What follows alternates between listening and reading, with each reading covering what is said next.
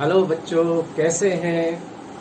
और आज जो है हम लेने जा रहे हैं काइनेमेटिक सेकंड। जैसा कि पिछले हमने वीडियो में आपको 1D मोशन के क्या 10 पार्ट आपको दिए।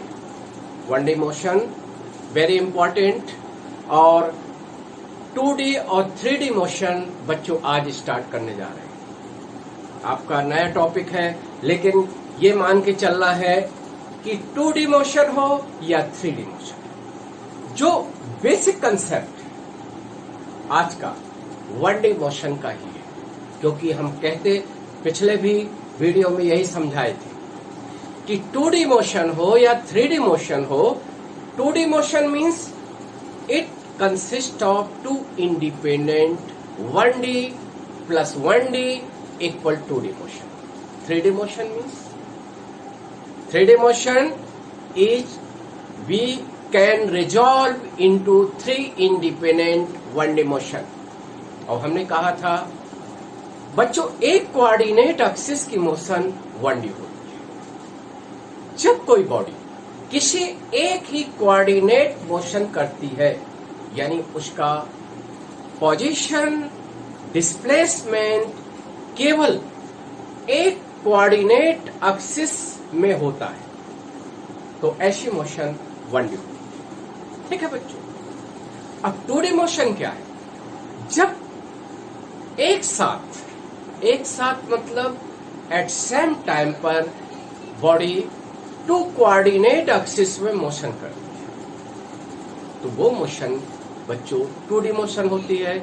और 2D मोशन को ही प्लेन मोशन। देखिए बच्चों, 2D मोशन का मतलब है 2 कोऑर्डिनेट एक्सिस की मोशन, और वहां पर 2 कोऑर्डिनेट एक्सिस में पोजीशन यानी डिस्प्लेसमेंट क्या होते हैं, उस बॉडी द्वारा प्रोड्यूस होते हैं। ठीक है, तो यहाँ 2D मोशन आप पढ़ेंगे और 3D मोशन पढ़ेंगे, और बहुत टफ चीज नहीं है।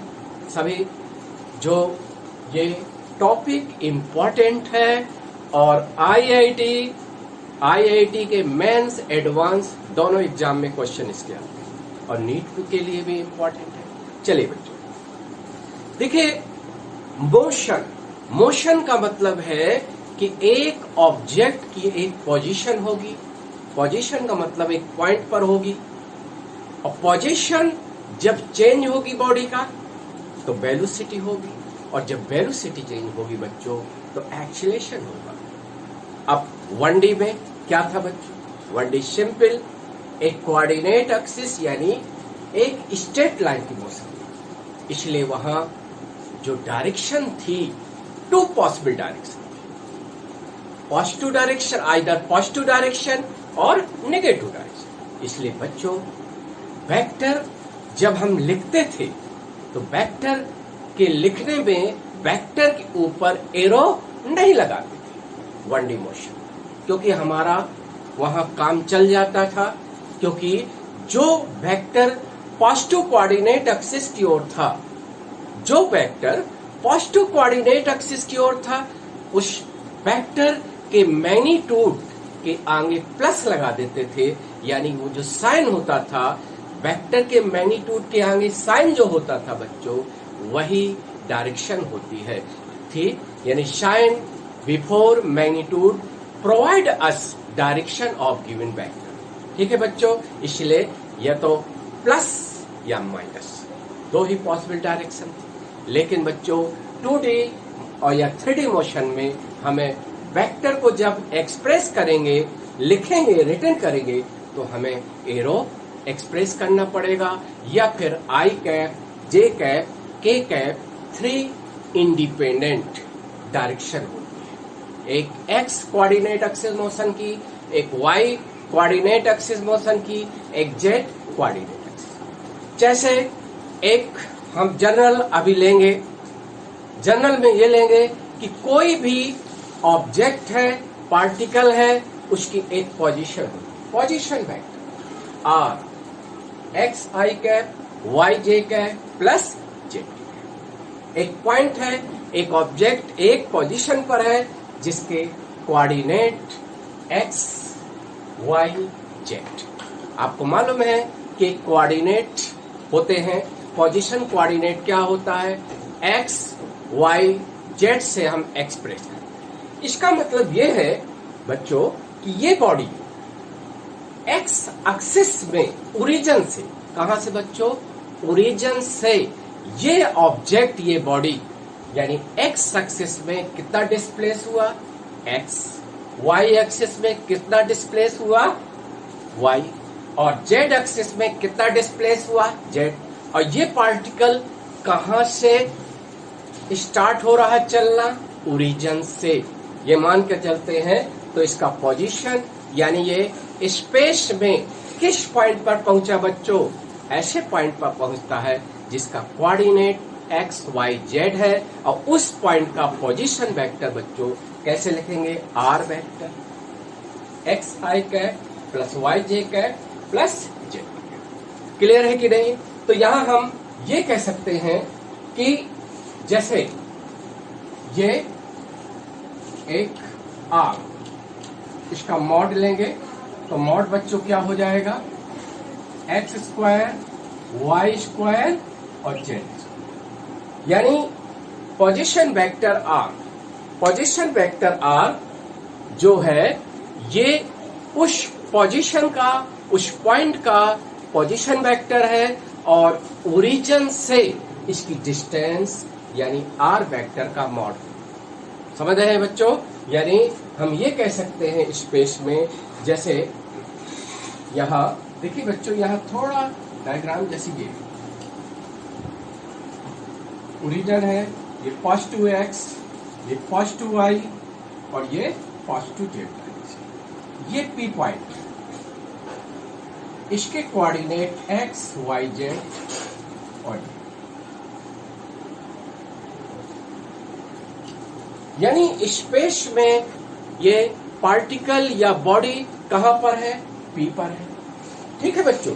और पी पॉइंट के कोऑर्डिनेट क्या है बच्चों, एक्स वाई जेड, और इसकी जैसे पूछा जाए what is distance of particle, what is distance of particle from origin, तो एक तरह का हमें ओ से पी तक की जो डिस्टेंस निकालना है, और वो डिस्टेंस किसके इक्वल होगा बच्चों, ये पोजीशन वेक्टर का मॉड। वेक्टर का मॉड आप जानते हैं, मॉड आर वेक्टर क्या होगा, under root X square plus Y square plus Z. ये क्लियर हो गया? अब देखो, अब पार्टिकल यदि अपनी पोजीशन चेंज करता है, यदि पीछे खिसकता है, चेंज करता है पोजीशन, तो दैट पार्टिकल या ऑब्जेक्ट कम इन मोशन। जैसे कि मोशन कब, कोई ऑब्जेक्ट मोशन में कब आता है, when ever it change its position with time. समझ? और तो हमें जैसे वेलोसिटी निकालना है, तो वेलोसिटी यानी कौन सी वेलोसिटी, किसी इंस्टेंट की वेलोसिटी, तो क्या हो जाएगा, पोजीशन वेक्टर का फर्स्ट डेरिवेटिव। मैथमेटिकली क्या है बच्चों, फर्स्ट डेरिवेटिव विद रिस्पेक्ट, ये वेलोसिटी को डिफाइन करेगा इन इंस्टेंटेनियस वेलोसिटी, और ये किसके इक्वल होगा, दोनों साइड हम डिफरेंशिएट कर देंगे विद रिस्पेक्ट टू टी। तो बच्चों देखो, D R D T, D X D T, D Y D T, D Z, यानी ये वेलोसिटी क्या होगी, किसी इंस्टेंट की वेलोसिटी। ठीक है बच्चों? इसका मतलब है जब कोई ऑब्जेक्ट, अभी ये मान रहे हैं जब खिसकने लगता है, डिस्प्लेस होने लगता है, तो बच्चों होगा डी एक्स डी टी, यानी एक्स कोऑर्डिनेट जिस टाइम रेट से चेंज हो रहा है, यानी एक्स एक्सिस की डायरेक्शन में एक सेकेंड में, 1 सेकेंड में जितना डिस्प्लेस होता है बच्चों, वो वेलोसिटी का एक्स कोऑर्डिनेट डायरेक्शन का वेलोसिटी होगा, यानी B X D X D. Clear है कि नहीं? फिर इसके बाद बच्चों ये हम क्या लिखेंगे, देखिए वेलोसिटी बच्चों V X I cap V Y J cap V J T, यानी एक्स कोऑर्डिनेट का डिफरेंशिएशन बच्चों कर दोगे मैथमेटिकल टी के रेस्पेक्ट, तो जो वेलोसिटी का एक्स कंपोनेंट है वो आ जाएगा V X D X D T के, V Y D Y D T के, V Z D Z D T. यानी ये देखिए बच्चों, जब कोई देखिए एक वेक्टर है, एक वेक्टर है, मान लो स्पेस में वेक्टर है। स्पेस वेक्टर बच्चों कब होता है? जब उस वेक्टर का क्या हो, तीनों coordinate axis, all three coordinate axis component उसमें it is found, then vector is said to be space vector. इसका मतलब है कि ये वी एक्स बच्चों जो उस ऑब्जेक्ट की वेलोसिटी है वो किस डायरेक्शन की वेलोसिटी है बच्चों? एक्स डायरेक्शन की, यानी एक्स कोऑर्डिनेट एक्सिस की। वी वाई किस डायरेक्शन की वेलोसिटी है बच्चों? Y coordinate axis. V Z क्या है? उस ऑब्जेक्ट की वेलोसिटी का कंपोनेंट, यानी जो वेलोसिटी, जिस वेलोसिटी से वो ऑब्जेक्ट जेड कोऑर्डिनेट एक्सिस की ओर मूव कर रहा है, वो वेलोसिटी वी जेड है। क्लियर है बच्चों? क्योंकि ये बड़ा ही इंपॉर्टेंट है। यदि कोई ऑब्जेक्ट ओनली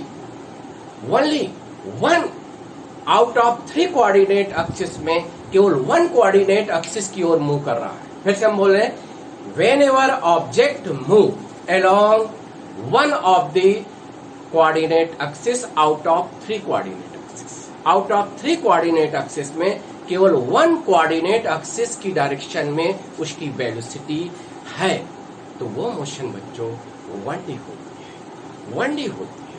यानी ये समझो, यदि कोई ऑब्जेक्ट है वो एक्स एक्सिस के पैरेलल चले, किसके? एक्स एक्सिस के पैरेलल चले, तो जब कोई ऑब्जेक्ट, सोचो जरा, एक्स एक्सिस के पैरेलल जब चलता है तो बच्चों Y coordinate, Z coordinate are remain constant, तो D Y D T, D Z D T become zero, ये जीरो हो जाएंगे, तो V Y V Z zero होगा। तो ऐसी मोशन बच्चों 1D मोशन, कौन सी मोशन होगी? 1D होगी। ठीक है, समझ में आ गया? तो यहां हम ये कहेंगे कि इसी के बेसिस पर motion are divided three category, 1D motion, 2D motion, 3D motion. यदि कोई ऑब्जेक्ट की वेलोसिटी में क्या हो कि X component, Y component, Z component में से केवल एक कंपोनेंट वेलोसिटी का होता है, वो 1D है। यदि out of V X, V Y, V Z में केवल टू कंपोनेंट है बच्चों, there are two component are found, तो वो मोशन क्या होती है? 2D मोशन होती है। 2D का मतलब है जैसे ऑब्जेक्ट एक्स वाई प्लेन में डिस्प्लेस हो रहा है, जैसे बोर्ड है एक्स वाई प्लेन है, कोई ऑब्जेक्ट इस बोर्ड में क्या हो रहा है? डिस्प्लेस हो रहा है, तो बच्चों क्या होगा? एक्स कंपोनेंट होगा, वाई कंपोनेंट होगा वेलोसिटी का, और जेड कंपोनेंट अपसेट होगा, तो ऐसी मोशन को क्या कहेंगे बच्चों? 2D मोशन, यानी प्लेन मोशन। कौन सी प्लेन मोशन है? X Y plane motion. कौन सी plane motion? X Y plane motion. ठीक है, यदि वेलोसिटी का वाई कंपोनेंट है, जेड कंपोनेंट है वेलोसिटी का Y component, Z component are found in motion, there is no x component in motion, so that motion is also plane motion, yani that plane motion is yz plane motion, any object is moving in yz plane, that is 2D motion। समझ रहे हैं? और whenever object has all three component, velocity के all three component है, that motion is said to be 3D motion। which motion? 3D motion। 3D motion is also called space motion। ठीक है, जैसे इसके एग्जाम्पल है ना, ये रूम में कोई मॉस्क्यूट है, मच्छर उड़ रहा है, या बर्ड है, चिड़िया कमरे में आ गई, तो स्पेस में, रूम में क्या कर रही है? फ्लाई कर रही है, that motion is example of 3D motion. Kite flying in sky, हवा चल रही है, काइट फ्लाई कर रही है, पतंग उड़ रही है, that is example of 3D motion. यानी स्पेस में जितनी aeroplane is flying in sky, that motion also example of 3D motion. लेकिन यदि वॉल में एक चींटी चल रही है, बच्चों, तो that motion is 2D motion. जैसे बच्चों कैरम खेलते हैं, तो कैरम खेलना मतलब that motion also plane motion, that is 2D motion. समझ में आ गया। और जैसे कोई एक नैरो क्या है, ट्रैक है, मान लो कोई गली है, नैरो ट्रैक है और सीधे आप जा रहे हैं, आप सीधे जब जा रहे हैं तो एक स्ट्रेट लाइन मोशन है, दैट इज 1D मोशन। एक रेलवे ट्रैक है, ट्रेन सीधी जा रही है, स्ट्रेट लाइन में सीधे चलना मतलब that motion is 1 axis motion, that is 1D motion. समझ में आ गया। तो इस तरह से बच्चों होता क्या है। अब आ जाए न्यूमेरिकल क्वेश्चन। देखिए बच्चों, कभी कभी हमें पोजीशन वेक्टर दिया है, आप देखे होंगे IIT मेंस का, नीट का पेपर देखिए, पोजीशन वेक्टर दिया है। हमें किसके बारे में इंफॉर्मेशन पूछी गई है, वेलोसिटी, क्योंकि वेलोसिटी का रिलेशन बच्चों लीनियर मोमेंटम निकालने में भी है, पावर निकालने में भी है, इंस्टेंटेनियसली पावर, अभी क्वेश्चन आएंगे, और न्यूटन सेकंड लॉ पढ़ेंगे।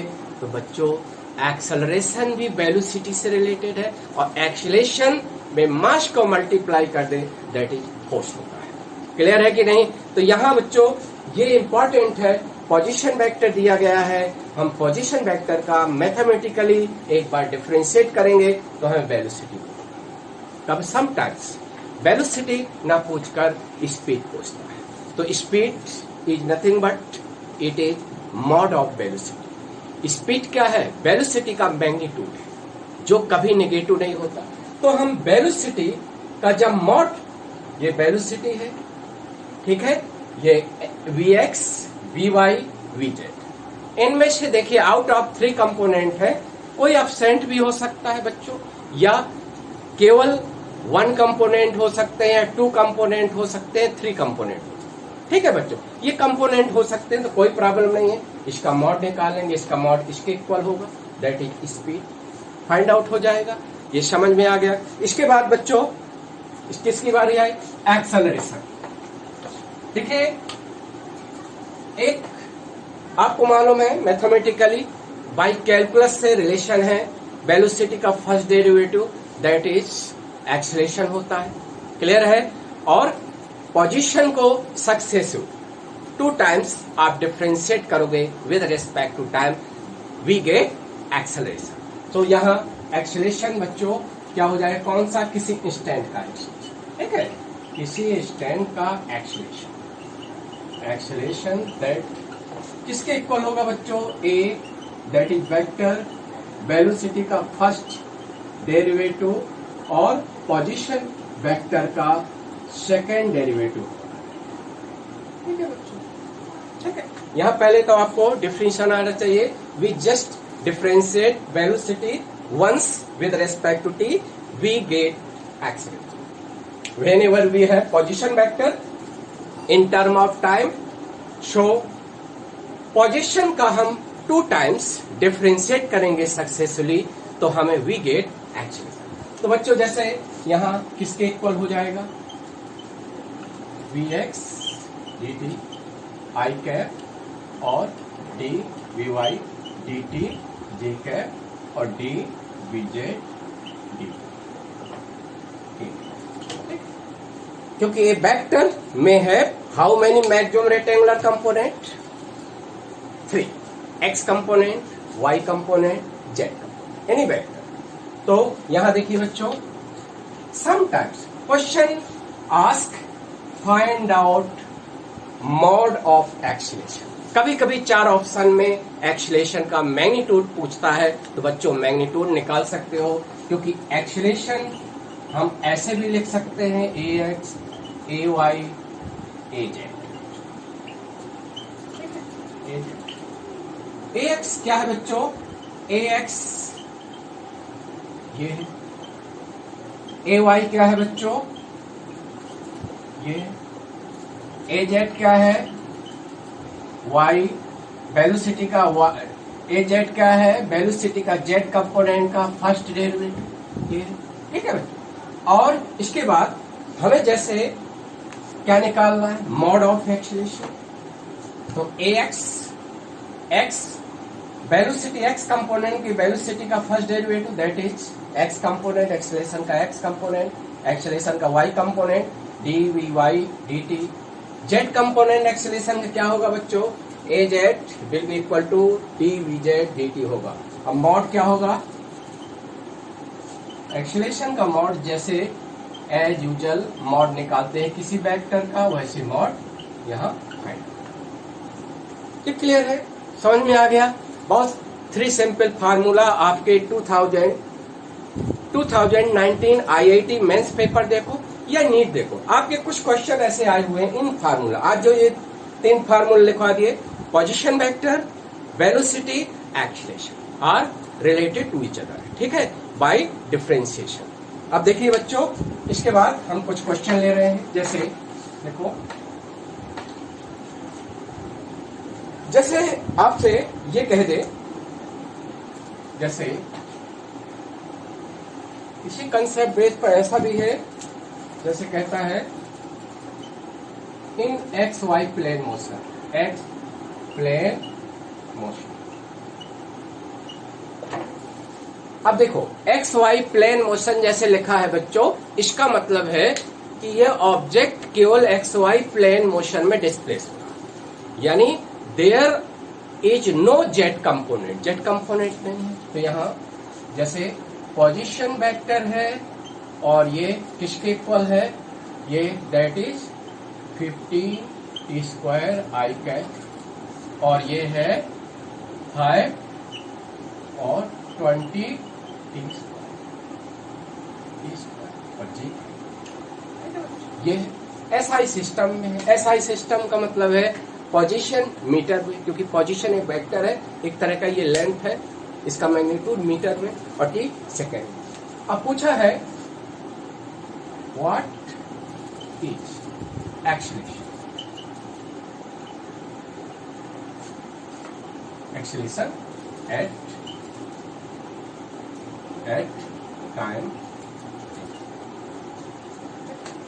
At time T.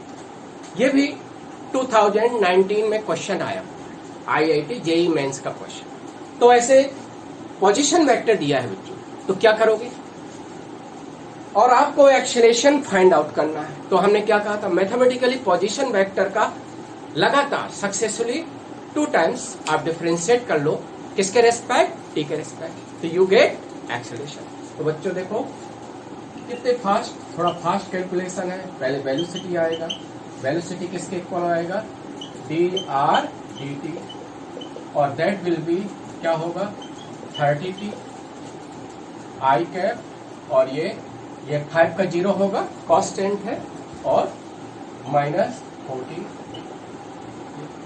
देखिए बच्चों, यदि कोई वेक्टर टाइम डिपेंडेंट है, टाइम पर डिपेंड करता है तो वेरिएबल, और जब टाइम पर डिपेंड ना करे, यानी उसको जब वेक्टर को हम एक्सप्रेस करें तो सारे आई कैप, जे कैप या के कैप, यहाँ के कैप तो है नहीं, सारे जो कंपोनेंट है वहां से टाइम गायब हो जाए, यानी R component are become time independent, that vector is constant. और यदि आई कैप, जे कैप या के कैप, यहाँ तो के कैप है नहीं है, एक्स वाई प्लेन मोशन है तो आई कैप का टर्म है, जे कैप का टर्म है, आर टाइम डिपेंडेंट, इनमें से कोई एक भी time dependent component, that vector is variable vector. देखिए बच्चों, पोजीशन वेरिएबल, वेलोसिटी वेरिएबल, क्योंकि टाइम डिपेंडेंट है दोनों, यानी वेलोसिटी का जो एक्स कंपोनेंट है वेरिएबल है, यानी एक्स की डायरेक्शन की जो वेलोसिटी है वो चेंज हो रही है। वेरिएबल मीन्स टाइम के साथ चेंज होना, और वाई डायरेक्शन की जो वेलोसिटी है बच्चों, जे कैप टर्म मतलब वाई कंपोनेंट, और किसका, वेलोसिटी का। तो वेलोसिटी का जो वाई कंपोनेंट है, जो वाई डायरेक्शन की वेलोसिटी है, वो टाइम के साथ चेंज हो रही है, और ये टाइम के साथ चेंज है, यानी उस डायरेक्शन, किसी डायरेक्शन की वेलोसिटी यदि टाइम डिपेंडेंट है, दैट मीन्स टाइम के साथ चेंज हो रही है, इसका मतलब उस डायरेक्शन में एक्सेलरेशन, और एक्सेलरेशन है तो न्यूटन सेकंड लॉ क्या कहता है, किसी डायरेक्शन में एक्सेलरेशन है, इसका मतलब है कि उस डायरेक्शन में एक फोर्स एक्ट कर रहा है, समझ रहे हैं कि नहीं? क्योंकि बिना फोर्स के एक्सीलरेशन प्रोड्यूस नहीं होता। यदि किसी डायरेक्शन में acceleration is found, that means there is a force act in that direction. समझ में आया कि नहीं? तो इसका मतलब ये है बच्चों, हमें वेलोसिटी नहीं निकालना। जैसे यहाँ वेलोसिटी स्पीड निकालना होता, जैसे what is speed at t बराबर 1 second, what is speed of body at t बराबर 1 सेकेंड, तो t की जगह 1 रख देते और वेलोसिटी का मॉड निकाल लेते, तो अब बच्चों स्पीड आ जाती। तो यहाँ एक्सीलरेशन, अब एक्सीलरेशन मीन्स क्या होता है बच्चों? अगर वेलोसिटी का एक बार डिफरेंशिएट कर दो, यानी पोजीशन वेक्टर का 2 बार डिफरेंशिएशन हो जाएगा। वी है 30 i कैप 40। एक्सीलरेशन के जो x कंपोनेंट यानी i कैप का टर्म, y कंपोनेंट यानी j कैप का टर्म, दोनों से टाइम गायब हो गया। यानी दोनों टर्म, दोनों कंपोनेंट टाइम डिपेंडेंट नहीं है बच्चों। इसका मतलब x कंपोनेंट भी कांस्टेंट है एक्सीलरेशन का, y कंपोनेंट भी कांस्टेंट। ठीक है, तो ओवरऑल एक्सीलरेशन क्या है? कांस्टेंट। इसका मतलब उस बॉडी में फोर्स कैसा लग रहा है? कांस्टेंट। ठीक है बच्चों, तो यहाँ ये मॉड आपको एक्सीलरेशन फाइंड आउट, तो मॉड किसके इक्वल होगा? That is 50। ये क्वेश्चन आया है जेईई मेंस में, सॉल्व हो गया कि नहीं? तो हम एक एक कंसेप्ट लेते जा रहे हैं जो आपके आईआईटी, जेईई मेंस और नीट के क्वेश्चन का एक पैटर्न है। हम एक डायरेक्शन से, क्योंकि क्रैश कोर्स पढ़ा रहे हैं, एक डायरेक्शन से आपको मैटर देते जा रहे हैं। तो इस तरह का पोजीशन वेक्टर दिया है बच्चों, तो इस तरह के आपको क्वेश्चन करना है। ठीक है, अब देखो, अब एक तरह के और बच्चों क्वेश्चन आते हैं, हम बता दें। जैसे होता क्या है कि कई बार ऐसा क्वेश्चन आया है कि इनिशियल पोजीशन मतलब कभी कभी पार्टिकल की इनिशियल पोजीशन ओरिजिन नहीं है। जैसे हम कहें कि ये एक रेक्टेंगुलर कोऑर्डिनेट सिस्टम है बच्चों, ये पॉजिटिव x डायरेक्शन है, ये पॉजिटिव y डायरेक्शन है, ये ओरिजिन है। देखिए बच्चों, जैसे हम कहें कि एक पार्टिकल है, इसकी इनिशियल पोजीशन है, इनिशियल पोजीशन बच्चों r नॉट। जैसे हम कहें इनिशियल पोजीशन a है और इसका कोऑर्डिनेट क्या है बच्चों? इसके कोऑर्डिनेट, हम a के कोऑर्डिनेट कितना है? x not, y not, z। जैसे बच्चों ये पार्टिकल क्या हुआ? डिस्प्लेस हुआ, खिसका। ठीक है, मोशन में आया, यानी ये t बराबर 0 पर पार्टिकल कहाँ था बच्चों? a पर था। a यानी a का पोजीशन क्या है? r not vector. ठीक है, अब ये बच्चों ये मूव किया और ये कहाँ पहुंचा? मूव किया ऐसे, और ये पहुंचा B, और इसके कोऑर्डिनेट हो गए x, y, z, और ये बच्चों इसका पोजीशन वेक्टर क्या हो गया B का बच्चों? इसका हो गया r वेक्टर। कितना हो गया? r vector. ये किस वेलोसिटी से मूव किया? ये वेलोसिटी बच्चों v वेलोसिटी से मूव कर रहा है। कितनी वेलोसिटी से? v velocity. यानी मोशन क्या है? r नॉट क्या है बच्चों? r not x not i cap, y not j cap और z नॉट t। ठीक है, ठीक है। अब ये इनिशियल पोजीशन है, दैट इज ये किस टाइम पर है? एट t बराबर 0 पर। एट t बराबर 0 पर। ठीक है, अब देखिए, जैसे हम कहें कि ये v वेलोसिटी से कहां पहुंचा? v पर पहुंचा बच्चों, v पर पहुंचा। तो यहां देखिए, यहां v वेलोसिटी से पहुंचता है, दैट इज, और हम ये कहें कि v वेलोसिटी है, जैसे मोशन हुई, मोशन कैसे हुई, ए से बी, ए से बी कितनी वेलोसिटी से मूव करता है, v वेलोसिटी से, v वेलोसिटी से मूव करता है। ठीक है बच्चों, तो ए से बी, जैसे हम कहें कि ए से बी आपका क्या है कि ये बी वेलोसिटी से move, initial position are given, initial position is given. और यहां पर हम क्या कह दें, यहां पर ये कह दें कि जैसे v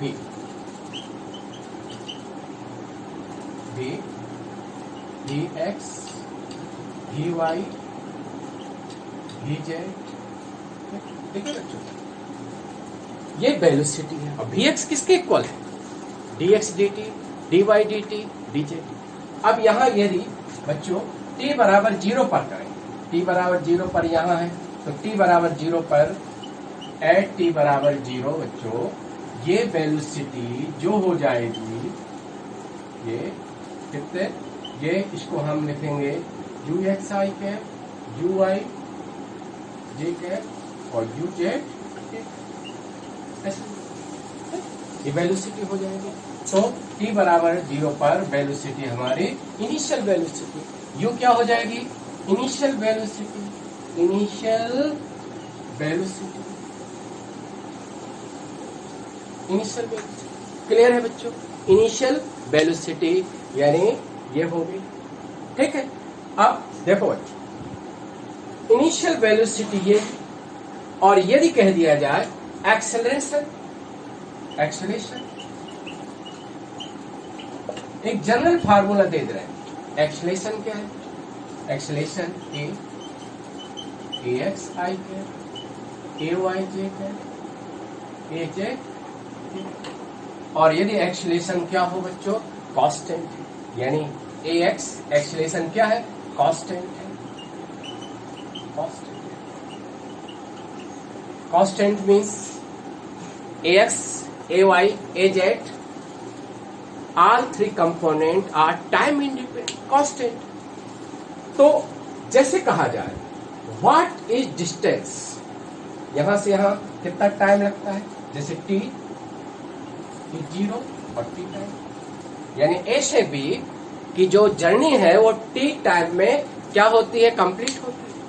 तो पूछा जाए यदि इनिशियली पार्टिकल a पर है और इस इनिशियल वेलोसिटी ये है बच्चों, और that move under constant acceleration, और तीनों कंपोनेंट ये, तो पूछा जाए व्हाट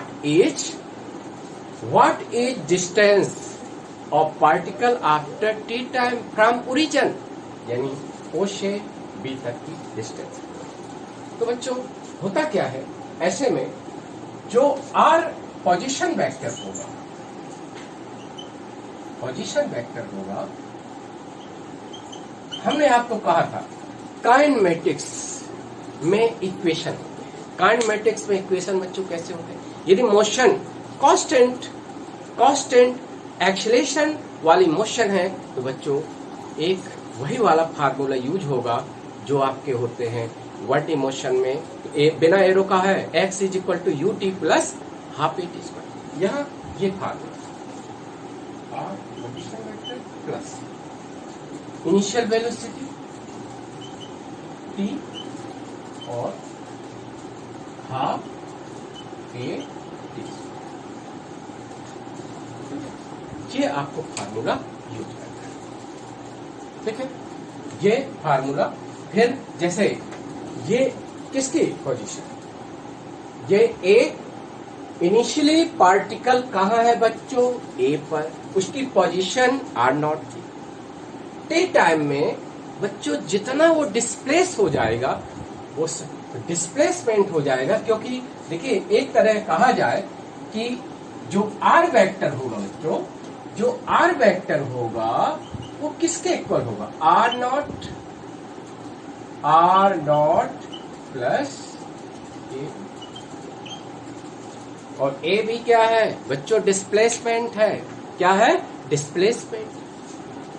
कितने टाइम में कवर डिस्प्लेसमेंट है, टी टाइम। और ये क्या है, ए पर इनिशियल वेलोसिटी u है, और टी टाइम में how much displace, u vector t plus half a vector t square. आ जाएगा कि नहीं? ऐसे आप क्वेश्चन कर लोगे। ये एक तरह के काइनेमेटिक्स इक्वेशन है अंडर कांस्टेंट एक्सीलरेशन। ठीक है बच्चों, तो ये आपका जैसे पूछता है distance of body, distance of body from O after time t, यानी इनिशियली बॉडी A पर है और t टाइम मूव किया और A से B पोजीशन पर आती है आफ्टर t टाइम, तो what will be distance of body after t time from origin. तो बच्चों ये क्या हो जाएगा, एक तरह का OB पूछा और ये R में, इसका मॉड होगा, किसका मॉड होगा बच्चों, R वेक्टर का। R वेक्टर यहां से निकाल लोगे, जो R वेक्टर होगा उसका मॉड निकाल लोगे। तो हमने आपको कहा था कि R वेक्टर क्या है, B का पोजीशन वेक्टर, इसके रिस्पेक्ट O के रिस्पेक्ट। तो जो आपका O से B तक की डिस्टेंस होगी वही ओरिजिन से डिस्टेंस होगी। क्लियर हुआ? तो इस तरह से ये क्लियर हो गया। तो एक क्वेश्चन इसका करा देंगे यहाँ।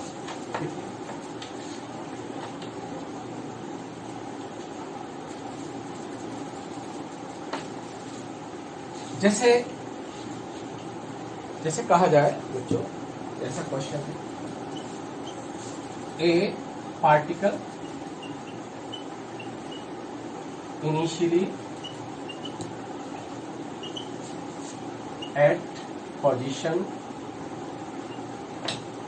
a particle initially at position r naught I cap plus 3 j cap meter। ठीक है, और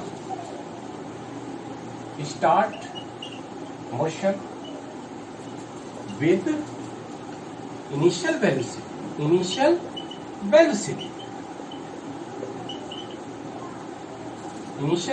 बच्चों, जैसे इनिशियल वेलोसिटी दे दिया कि I cap plus J cap meter पर सेकेंड, एक सैंपल दे रहे हैं। ठीक है, with a constant acceleration, constant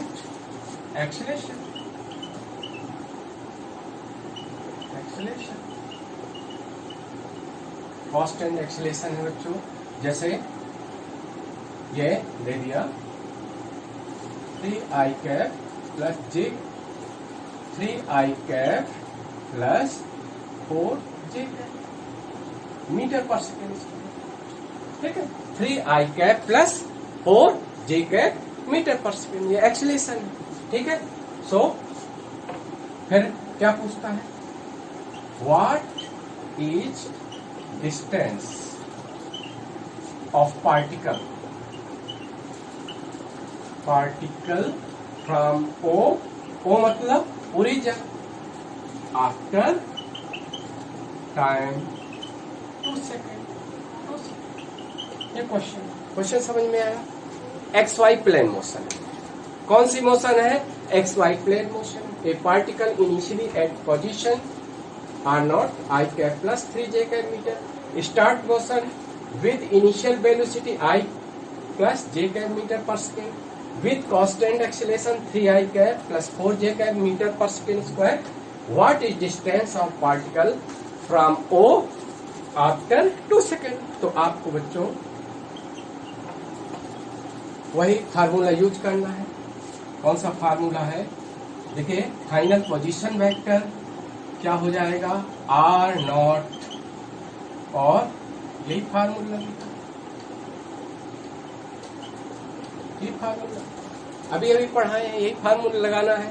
अब पोजीशन वेक्टर r नॉट कितना है बच्चों, I cap 3j plus initial velocity कितनी है, I cap plus j cap, और इनटू कितनी है 2 सेकेंड, इनटू है 2 सेकेंड और प्लस हाफ। एक्सलेशन क्या है बच्चों? Acceleration 3i cap plus 4j cap. और कितने टाइम में? 2, तो 2 का स्क्वायर दैट इज 4। ठीक है, अब ये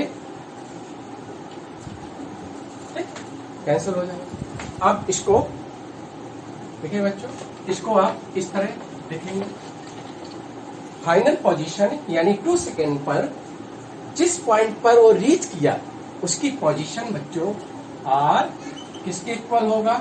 इसको ऐड करोगे, देखो सब पहले ऐसे 3j कैप और इसको मल्टीप्लाई करोगे 2i कैप और प्लस 2j कैप और ये मल्टीप्लाई होगा 6i कैप और 8j कैप और पोजीशन कितना होगा? i कैप 3 और 9i कैप और 3j कैप 5 और 5 तो कितना हो जाएगा? 30, क्योंकि 3 2 5 और 5 प्लस 8 कितना होगा? 30। ठीक है, इसका मॉड निकाल, मॉड 9 स्क्वायर और 30, जो आंसर होगा वही है। आ जाएंगे ऐसे क्वेश्चन सॉल्व हो गए। आ रहा बच्चों समझ में? तो आपको ऐसे ये क्वेश्चन करना है। देखिए हम 2D मोशन शुरू कर दिए हैं, 3D मोशन हालांकि उतना क्वेश्चन नहीं है, 1-2 ऐसे क्वेश्चन आए हैं बीच में, लेकिन 2D motion very important for IIT और नीट एग्जाम। तो आज इस वीडियो में हमने आपको इतना करा दिया है और बड़ा ही स्टार्ट कर दिया, बड़ा ही इंपॉर्टेंट चीजें, अच्छी चीजें बता दिए। तो इस तरह पढ़ते रहो, ठीक है, और लापरवाही नहीं करना है। आपको खूब फिजिक्स को इंटरेस्ट से पढ़ना है और प्रॉब्लम ज्यादा से ज्यादा प्रैक्टिस करना है, क्योंकि एग्जाम आपको देना है तो ज्यादा से ज्यादा आपको a lot of practice are needed. ठीक है, तो ठीक।